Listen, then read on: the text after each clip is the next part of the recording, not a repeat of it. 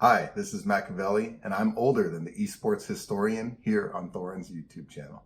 Esports is presented to the mainstream as it's just a bunch of tournaments. Players who are good in those games come to the tournaments, they try and win, and oftentimes when it's conceptualized by the media, it's not understood that there's a proper circuit. It's very much more like the structure of a sport. There are professional teams, players who've dedicated years. There's the semi-pro level and the amateur level below that, an entire hierarchy.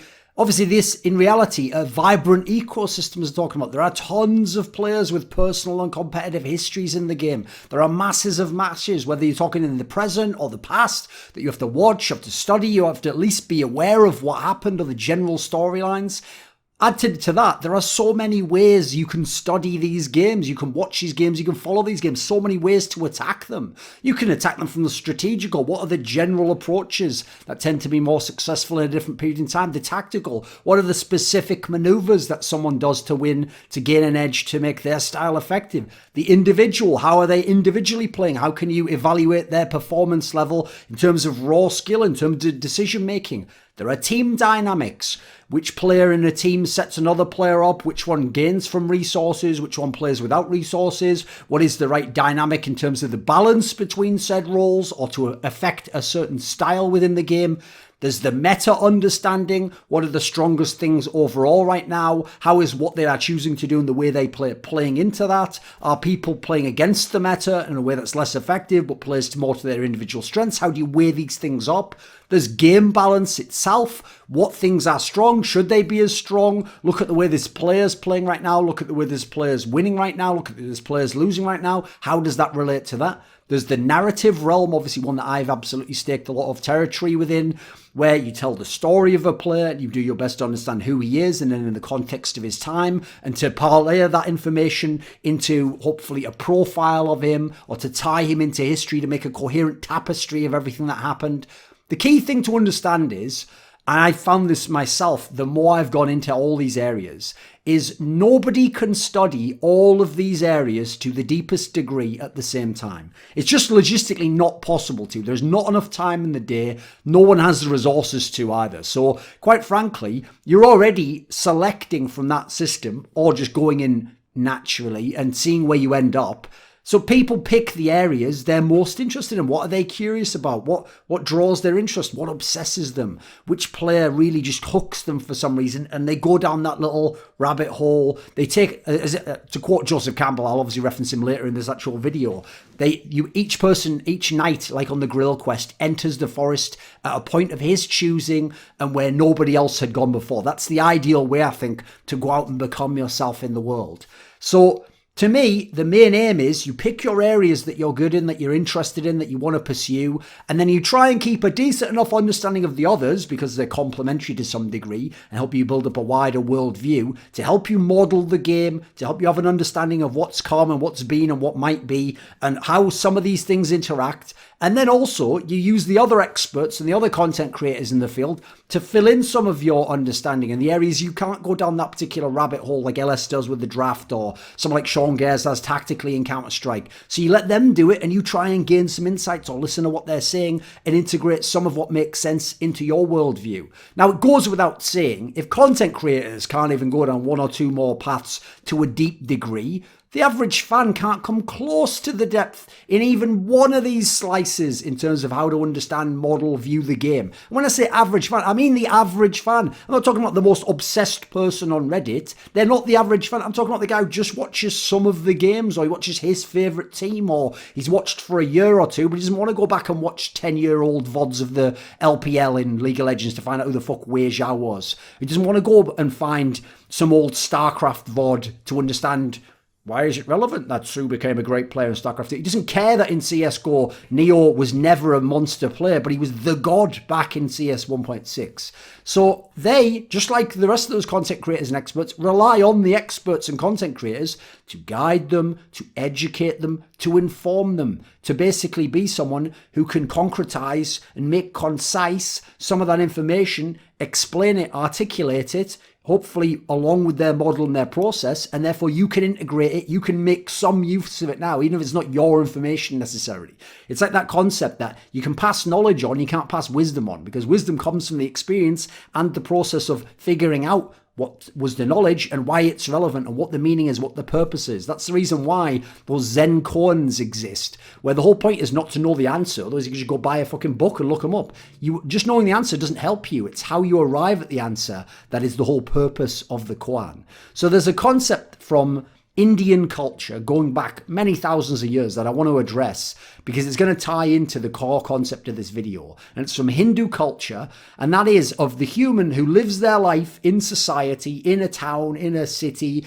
They're part of, at the time, the caste system within Hindu culture, which basically, short version is, it was a hierarchy in society, but the premise, beyond the obvious tyranny that it had over people's lives, was that, first of all, with reincarnation, you can go up and down the castes if you indeed reincarnate as a human. And then secondly, the idea is it puts everyone in their place as cogs in the machine of society. So some people are doing the shittest things and are the lowest, and some people are the brilliant people and the wonderful ones, and they're studying things and they're the highest. And there's people in between. And the idea is your job, you'll see this in a lot of Eastern culture, is to do your duty. That is your notion, to find your place in the world and do your duty, whatever it may be. And then obviously they had a whole afterlife system where you get rewarded or you get punished based on whether or not you did that. So you have the human who lives their life in the caste system. Let's say they live to age 40, 50. They do their duty, they have their family, they do their religious aspects, they do their job, they pay their taxes, I don't know, whatever the fuck else is considered in the duty, obviously all the religious elements. Then they reach this age where they hand over the responsibility of the household of their family to the next generation, their son, their daughter, whoever's come after them at that point in time. And then they have a bunch of choices as to what to do. One of them is, it's called vanaprastha. And basically, it's to become a hermit, someone who goes away from society and isolates themselves and devotes themselves, in this case, to meditation, to spiritual understanding, to internally reflecting and examining life, the mind, spiritual concepts, and does it all away from society. Now, if you want to learn more about this, I'd suggest you go and look up the work of Joseph Campbell, the great syncretist of many world religions and philosophies, and a guy who actually, funnily enough, did a lot of this work I'm talking about, where you can just read his work and hopefully take something from it without having to read the fucking Vedas and 50 million different things from around the world and study archaeology. So this person, this individual, this human rather, meditates and transcends the mundane reality of every day. Because he's not part of everyday life. He doesn't have a job. He doesn't have money. He doesn't have food even provided for him. He doesn't have shelter. He doesn't have a family. He is secluded from society. And by the way, you can draw parallels now to what the monks did in the Middle Ages, like especially the most extreme examples. Aside from just going to a monastery, at least you're around other monks. How about those monks that used to go up on those like flagpole things, just sit up there for years meditating? So by locking yourself away like this, the idea is you get rid of all the noise, all the signal noise in your mind, all the little processes and protocols that are running of like, I've got to remember to do that, and what's he doing, and why did they say that to me, and oh, I wonder what's going to happen to me here, and oh, did I do a good job there? You're getting rid of all that so you can harness your thought, make it as clean as possible, and then focus it as much as you can upon these concepts, meditation, and hopefully you accrue spiritual insight, etc. Obviously, we won't go into that whole area there. The premise we're setting up here is what we're talking about, because this is where the principle that I'm going to relate to esports, believe it or not, comes from, which is, how do these people survive? Like, why aren't they just dead after a week? Or how do they even make it if they're doing all this stuff? Like, how do they remember to go get food? Or do they get it? What do they do with no money? Well, that's the thing. They either go into the nearby towns and people see them, and people can tell often by their robes, this is a holy man, this is a sacred man, this is a saint, this is a mystic, this is a monk. And people will, either they go to the towns, or people even come and seek them out in the forest when they hear the story of there's a guy and he lives in this area of the forest who's a guru or whatever. They will, the normal people, the normal humans that live around there, revere them as sacred, because remember, they're part of the Hindu system as well, and they believe that these people are studying the most sacred concepts. And so because they know that these people are on this devoted mystical quest, they will offer them food. They will provide food. They will provide shelter for them. They provide them a blanket or something like that. Bring stuff out to them. Now, not just entirely to revere them, although that's a component. Often, though, in exchange for wisdom, in exchange for advice, in exchange for some sort of a little gem and insight that the person's gotten from doing that. Now, why would they do that?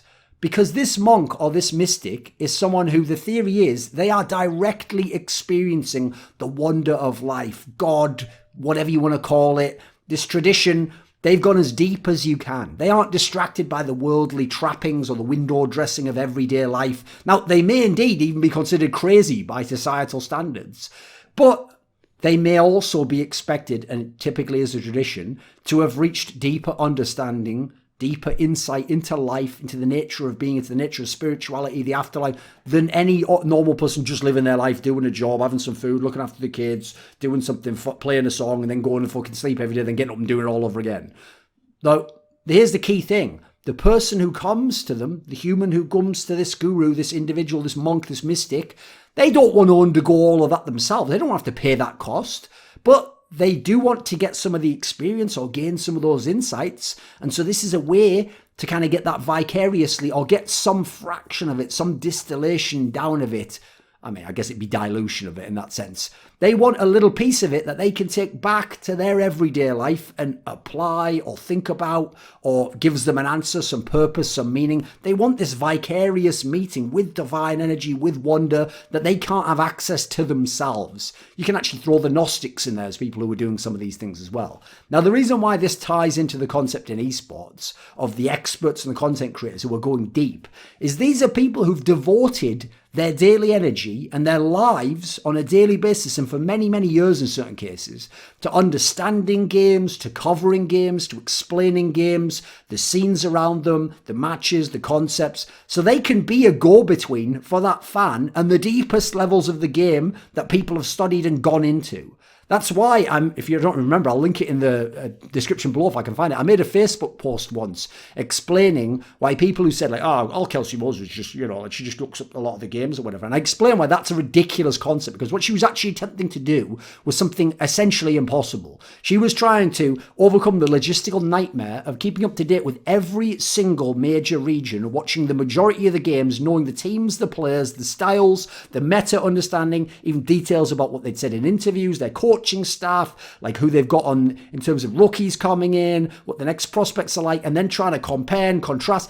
Emily Rand's done similar things, and to do so, it wasn't that they just looked stuff. If I go and look up one thing in an encyclopedia, that's me just looking up something. These people didn't just do anything. They gave up their lives and dedicated themselves to a craft, to a calling, like becoming a Christian monk. Would you call that, oh, I just went into a convent? I don't know, I keep saying convent, that's obviously where nuns go. He just went into a, whatever the fuck they live in, monastery, and just became a monk for 20 years and only read the Bible for that. That's just all he did. Like, remove the word just from your fucking vocabulary. You actually don't understand what it means and you are inappropriately applying it. That is the least of the minor things you could do in life. That's an incredibly large undertaking that would be taxing and would break many people, and they wouldn't be able to maintain it. Similarly, when you talk to someone like LS, the reason he has to use analogies about anime and Dragon Ball Z, fucking Street Fighter and Magic the Gathering and StarCraft is because these are all the areas he's gone insanely deep in. And so when he comes back, he can't just necessarily use your everyday verbiage. He has to use his own constructed vocabulary from studying those games. And if you know a little bit about them, you can gain, actually, it might seem like it at least, a lot of insight from based on what he's saying by being able to follow him down the path. And you can get insights, in this case, into the draft or the Korean scene. Remember, he's embedded over there and speaks Korean in a way practically none of us ever will, especially no casual fan in the West. Someone like Veteran in Europe. So now that LEC is the top region in theory, this guy knows a bazillion non-LEC European players and all their histories and what they did and what they do in solo queue and who they've been and what they're going to do next. All sorts of stuff. That's like a level of depth you can't get no matter, even if you were tempted to copy him. You wouldn't have the contacts. You wouldn't be able to build up the same network. Quite frankly, you wouldn't have the same game understanding, quite frankly. You have to basically be him. So when you think for hours and hours and hours every day about a certain topic, a certain field, you integrate it to a degree that the line between you and the topic starts to blur because you become part of it and it becomes part of you. You will see it everywhere and in everything and every place. There's a great Miyamoto Musashi quote, this philosopher and swordsman from Japan, where he says, when you know the way broadly, you see it in all things. That's what happens. You start to see something in your life and see how that relates to a concept in esports. You read something in a book that's nothing to do with a non-fiction book or a fiction book, and you relate that principle of a power struggle or the way that two people's human interaction goes on in their relationship, and you see how that works in a team concept between father and son or brother and brother or lover and lover, all sorts of concepts, spurned lovers. You can often see that in teammates that have been apart. You start to see all these aspects and you draw them back into your field. And as you take that, you take those parts out back into the world again and hopefully interface with people and pass some of it along. I mean, for my part, this has been a dominant theme of my life when I look back on it, because obviously I've put in almost 20 years in esports in this point in time at a professional level where it's been my main occupation. So there have been numerous times when I had these different types of devotion that could be considered like a mystical quest, like secluding yourself and going incredibly deep. I mean, I started out, if I ever actually wanted to reveal more details of my life, which I don't, it'd be a mega inspirational story. So I'll just put that out there. I started out in a cold room in the northeast of England where we couldn't afford heating, grinding away online just to get people to send me to events, because I lived miles away from London, the main place for esports in my country. I definitely couldn't have travelled to other countries. I didn't have the financial backing. I wasn't from that sort of family. And so as a result, I had to get really good, in fact, better than other people that already lived close to those places if I wanted someone to send me. I had to grind and battle and grasp and do anything possible to seize opportunities to create content, to do the things I wanted to do. And it took many years, by the way, before I could start creating some of the videos I wanted to, or enough of the long form pieces that people had actually paid me to do it. I used to watch demos in Quake and Counter-Strike, later on in games like Brood War, for thousands of hours. Ridiculous, like stuff where I'd watch players, hundreds of demos of them. I'd never even done an article about that player. A lot of it's probably even gone now. I'd have to reconnect with it to get any of it back, to re-establish those neuron pathways or whatever model you want to use for the brain. The amount of frag movies I watched was absolutely ridiculous. It gave me a lot of incredible insight into a lot of different areas. When I started watching a game like Korean Brood War, I had an obsession for that, where that's what really made me open up the Korean scene and start unraveling the layers to that onion, getting closer and closer and closer. Most people just stay on the fringes and just watch some of the matches and think, in Korea, it's the second biggest sport after baseball and they're all superstars, just just a bunch of fucking NPC level bullshit that's not even true. I went deep. I told people before, I've read probably 5 books about the history of Korea, about the philosophy of Korean people, about Confucian philosophy, about like modern day phenomena in Korea, like K-pop, etc. All because from those things, I could take things from esports out into them, and I could take things from them back into esports, and I could apply them and get some kind of an understanding I didn't have before, and actually hopefully pass some of it on to other people in the scene who could then make use of that within their model. So I used to have a philosophy, especially in the early days, and it's going to sound very extreme, but it's part of why I became the person I did. I became the human that I am, which is, if I looked out there and I was looking at my rivals, the other people trying to do the same thing, if I ever heard for one moment that one of those guys had a girlfriend, I instantly thought, oh, it's done. I've won already. And I would never, ever think that guy could rival me, could better me, could beat me, could exceed me in any way. Because I didn't have a girlfriend. I had very few friends, certainly not the sort of friends that take up a lot of time, are very high maintenance, you have to see every day. Esports was my primary hobby, it was my primary work, and so as a result, you couldn't dedicate as much time as I could. You couldn't put as much of your energies into it as I could. You couldn't get one area and go super deep on it in the way that I could. Maybe your job was something else in esports or some separate area. Your editor told you to work on this piece instead, whereas I had a lot of autonomy at many points in my time, something I've fought for constantly in my career, and it's why I've got to the position I am. So there's a quote from Tom Brady in that like Tom and Me series he was doing a couple of years ago, where he said in it, you can't beat me if you aren't willing to give up your life. Because the premise was he's given up and sacrificed so much of his life that if you want to not do that, if you want to have a sports car and you want to go out to nightclubs and you want to go to concerts and you want to have loads of friends and loads of celebrities and you want to date lots of women and you want to play sports on the side and you want to have tons of you want to listen to loads of, hip hop music or whatever the fuck it would be, rock music, depending on where you're from, you aren't going to beat him because he's locked down his diet to be efficient. He's putting in the maximum exercise he can to his body. He's preparing, studying, clicking on that clicker more than you are in a way that you aren't, and he's gotten his mind to a level yours isn't at. So as a result, you might win the game occasionally, but typically he is going to get the better of you, or he's going to be at his best while you won't be at your absolute best. You won't reach all of your potential. So how are you going to beat him, right? When I went to Korea, I'd often told this story.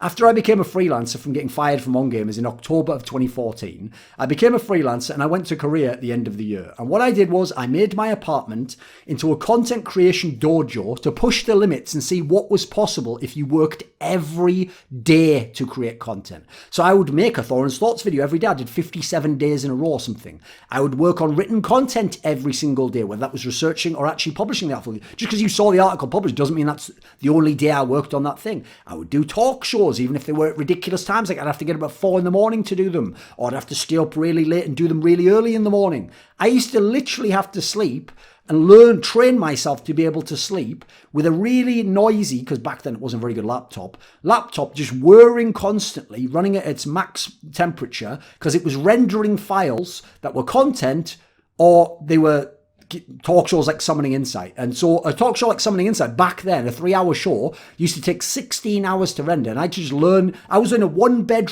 room apartment, and I had to just learn to sleep like that, because that was just the world I had put myself in. I was trying to accomplish something. I had deadlines I needed to hit. Some of them imposed by myself, not by anything external. Also, I would literally open my calendar up completely to accommodate others, even though I realise now how unhealthy that was in terms of sleep schedule and stuff like that. That's why I've actually changed it a lot over the years as I've gotten into a position where I have the leverage to. But at the time I didn't. If someone said, yeah, I'm a brilliant player and that, but I can only do Friday at 8 p.m. and I'm in Korea and that might actually be like fucking 3 a.m. or something, then I had to just say yes. As long as it was physically possible, I would just say yes to guests on talk shows, to interview subjects. And that's why shows like Summoning Insight had a way better cast of guests than any other fucking show. That's why my interviews, I could get almost anyone I wanted. That's why I could just literally have access to people in a way that no one else could, because I gave up my life to make it work on their end so that it was comfortable for them. Content creation to this day is my life. It is my quest. I'm not here to play the game. You won't hear me say that on the side I've completed like 4 current PC games and I'm looking forward to this other one. I'm playing a lot of Apex. Like, no, you won't hear that, because the games I'm studying, the games I'm dedicated to, if I have any extra time in terms of what I devote to work, I'm going to put it more into that, into my key areas of understanding, into shoring up some areas I didn't know, some of my weaknesses, to see how that amplifies what I do know. There's a devotion involved in this that few will ever understand, which is, in my opinion, why it has to be pure and it has to be generated internally. You have to find what is inside yourself, or what you can plant inside yourself, that will grow into this. Because if it's external, if it's about money or fame or status, or it's about you just wanted to interview that guy or accomplish this one external goal, then it can potentially run out. You can suddenly find, I'm lacking motivation. I've never had that issue. Why would I lack motivation to pursue the things I'm curious about and do the things I want to do? Where would the lack of motivation come from? Now, sure, if I fuck up my diet and my exercise and I could actually not have the physical energy or wherewithal to do that. So I fix those things because it's part of my responsibility to then be able to do what I want to do with my life. These things can be tainted if they're external. Money can start to become an equation. Friendship, power dynamics, social state, these things can all taint and skew and influence you. You can be thwarted. People can shut you down or crush you in one area, and it can just end it. Oh, well, I didn't get that chance. It'll never work for me. I'm just unlucky. I've often said this many times. I used to early in life think I was unlucky. Then what I did is change my mindset to look where I was lucky, and I realized I'm one of the most lucky people of all time. I have a few certain areas, which I won't reveal, where I tend to be unlucky. But in every other area, because I constantly put myself in position to have these opportunities, to create these opportunities, to do the things I want, to put out who I want to be as a human being into the world, I am incredibly lucky. I get luck and fortuitousness you would never believe. It wouldn't even work in a movie. It'd be considered trite or cliched writing, quite frankly. So key to me is a lot of that was also someone who hadn't figured out how to do it at that point in time. I didn't have a balance in that point in time in terms of my life. I learned that later in terms of how to make my work period more efficient and then force myself even to have blocks that I take that are time off that I can do non-esports related stuff because it is unhealthy to some degree. This is an obsession. In the same way as I said, the guy who's the monk or the mystic off in the forest somewhere thinking about meditation all day and then you just come and see him with some bread or whatever, he's going to seem crazy to you. You're not going to quite get it entirely. You're going to try and get some of it, or you're going to take the part that you understand from your vocabulary, your model, your understanding, and you're going to integrate that back into your life. So I would hope this video gives you a different perspective on these people who are working. And yes, they're nerds. Yes, by certain people's considerations, they'll be considered losers. But they're also people that are pursuing something that I think is deeper than just trying to be the best esports journalist or content creator or make a little bit of money on the side. There's something more there, at least I would hope so, that's actually quite special and also at times veers into being potentially something that can make their life rich, meaningful, have purpose. It could also wreck their life entirely, wreck their relationship, wreck their life. So I think it's something that everyone should consider whether they're inside or on the outside looking in. This video was kindly supported by Alexander Rao, Blunt Smoking Anus Destroyer, Dane Cuskley, Dean Tanglis, Chi Mao, JDubs, NateDOhDoubleG, Peter the Feeder, Tobias Bernasconi, and a special thanks goes out to Jerky's Minion and Mohammed, Alabdul, Razzaq. Do you want to suggest a topic or a guest for my content? Maybe you'd like to ask me a question in my monthly Patreon AMA. Would you like teasers on upcoming content that I'm doing? Maybe you want to take part in a discussion directly with me? Well, if so, then put your money where your mouth is and join the Scrilluminati today at the Patreon link in the description below.